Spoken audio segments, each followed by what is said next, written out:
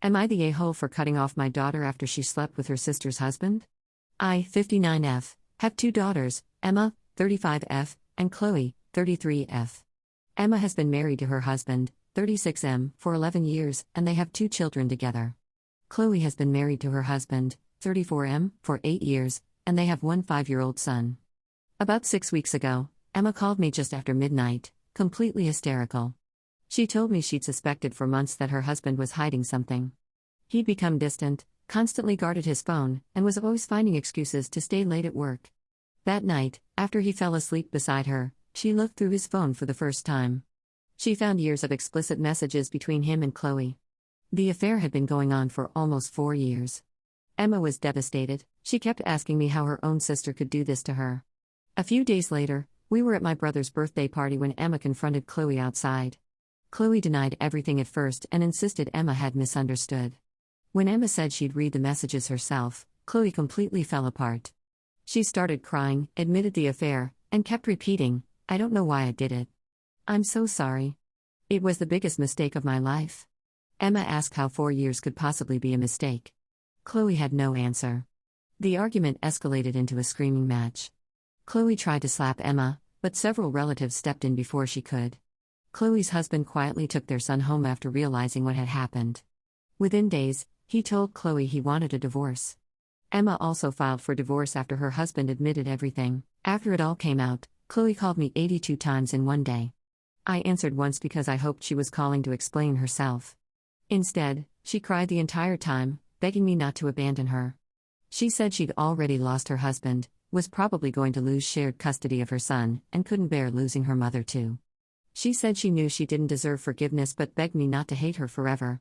I told her I couldn't look at her the same way anymore. I said this wasn't one bad decision, it was years of lying to her sister, her husband, and the rest of us. I told her I loved her because she's my daughter, but I didn't want contact with her for the foreseeable future. Since then, I've ignored every attempt she's made to reach out. This is where my family thinks I'm wrong. My sisters say Chloe has already lost everything: her marriage, her relationship with her sister, many of her friends, and likely the family she dreamed of giving her son. They say she's genuinely remorseful, has started individual therapy, and isn't trying to justify what she did. They argue that if a mother won't stand by her child after they've hit rock bottom, who will? They also remind me that cutting Chloe off means my grandson is growing up without his grandmother, even though he's done nothing wrong. I understand all of that. But every time I think about welcoming Chloe back into my life, I picture Emma reading those messages alone in the middle of the night, realizing that 2 of the people she trusted most had been lying to her for years. I don't know if I can move past that. My family says I'm punishing Chloe forever for something she already deeply regrets. I feel like I'm simply refusing to pretend it never happened. Am I the a-hole? I know a lot of people are used to seeing cheating posts and always thinking they are fake, but what would you do if you were in my shoes? Update 1. I know it's very early for me to post an update, and I wasn't planning on it, but after reading the comments on my first post, I decided I needed one final conversation with Chloe before I completely closed the door. I went to her house yesterday, and I expected her to be emotional after calling me 82 times in one day, but she was surprisingly calm. I asked her the one question I still couldn't understand: why? She admitted she'd been attracted to Emma's husband for years. She said what started as admiration eventually became feelings, and over time they crossed a line. Instead of ending it, they kept convincing themselves it would be the last time. She insisted she regretted everything. I asked if she'd spoken to Emma. She told me the only contact she'd had was one text before Emma blocked her on everything. Emma told her she'd destroyed their family, taken away her children's stable home, and that she hoped the affair had been worth losing a sister forever because, as far as she was concerned, Chloe no longer had one. Emma blocked her immediately afterward. Chloe also admitted she later waited outside the school gates, hoping to speak to Emma when she came to collect the kids. Emma refused to speak to her, warned her to stay away from her and the children, and told her that if she ever approached them again, she'd regret it. Chloe left crying. I told Chloe that waiting outside the school was completely inappropriate, regardless of her intentions. She insisted she only wanted to apologize and prove she cared about Emma. I then asked if she truly felt remorse. That's when I completely lost my patience. Instead of taking full responsibility, Chloe started telling me Emma's marriage had already been falling apart, that Emma and her husband had been drifting apart for years, and that he often confided in her. She admitted the affair was wrong but repeatedly tried to place part of the blame on Emma, saying that if their marriage had been happier, none of this would have happened.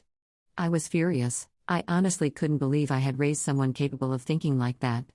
I told her there is no marriage bad enough to justify secretly sleeping with your own sister's husband for 4 years. I told her I wasn't just disappointed, I was ashamed that she was my daughter. The more she tried to justify herself, the angrier I became. The conversation eventually turned to her own divorce. She talked about how difficult everything had been for her and how her husband still plans to move to Washington with their son to be closer to his family. She said she may have to move there too if she wants to stay close to him. As she spoke, I realized almost everything was about what she had lost: her marriage, her home, her reputation, and possibly seeing her son every day. Very little of it was about Emma or the damage she'd caused. At the end of the conversation, Chloe asked if we were cool now. I told her no. We were not cool, and we might never be. I said that if I ever found it in my heart to reconcile with her, it would be on my terms and in my own time, not because she thought one conversation could erase 4 years of lies and betrayal. I walked out feeling angrier than when I arrived. I honestly don't know what to do anymore. I love both of my daughters, but after that conversation, I'm not convinced Chloe truly understands the pain she's caused. Final update: I said after my last update that I'd come back one last time once things had settled down a bit, so this will be my final post. First, thank you to everyone who commented on my last 2 posts. I read and replied to more comments than I expected. Some of them were difficult to read, but they gave me a lot to think about. To answer the question I saw the most, Chloe's son is definitely her husband's. Chloe is white, her husband is black, and their son is mixed race, so there was never any question about that. The divorces are still going ahead. Nothing has been finalized yet, but neither couple is trying to work things out anymore. A lot of people also asked about my sisters. Yes, they knew about the affair before Emma found out. They admitted they stayed quiet because they thought it was a family matter and hoped it would end before anyone got hurt. I understand why they thought that, but I can't agree with it.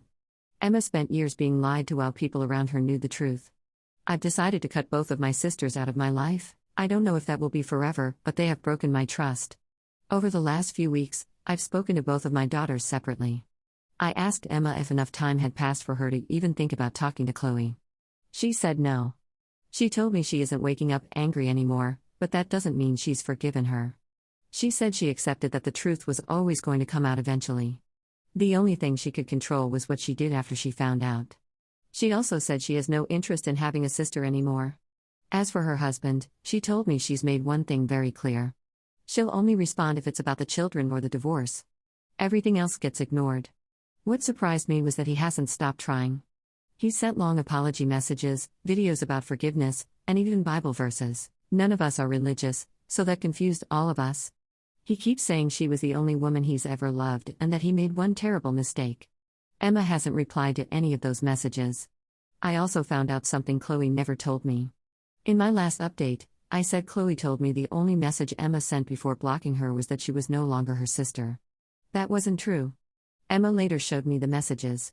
Before Emma sent that final text, Chloe had blamed her for what happened. She told Emma that maybe if she'd paid more attention to her marriage, things would have been different. She also said that if her husband had felt happier at home, he wouldn't have looked somewhere else. Reading those messages made me feel sick. When I confronted Chloe, she admitted she'd sent them. She said she was angry, desperate, and trying to make herself feel less guilty. She told me she regretted sending them almost immediately, but by then Emma had already blocked her.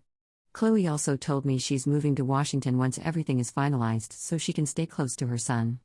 In Florida, divorced families are allowed to remain nearby, so I don't know why his father is planning to move there to be closer to his family, and Chloe doesn't want to be too far away from her child.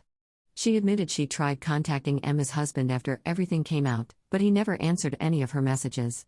She eventually stopped trying. She also told me she knows she'll never get her old life back, but she hopes moving will give her a chance to start over. I told her that starting over doesn't erase what happened. She agreed. A lot of people asked if I've forgiven Chloe. I haven't. I still love her because she's my daughter, but I don't trust her anymore, and right now we don't have a relationship. Maybe that changes one day. Maybe it doesn't. I honestly don't know.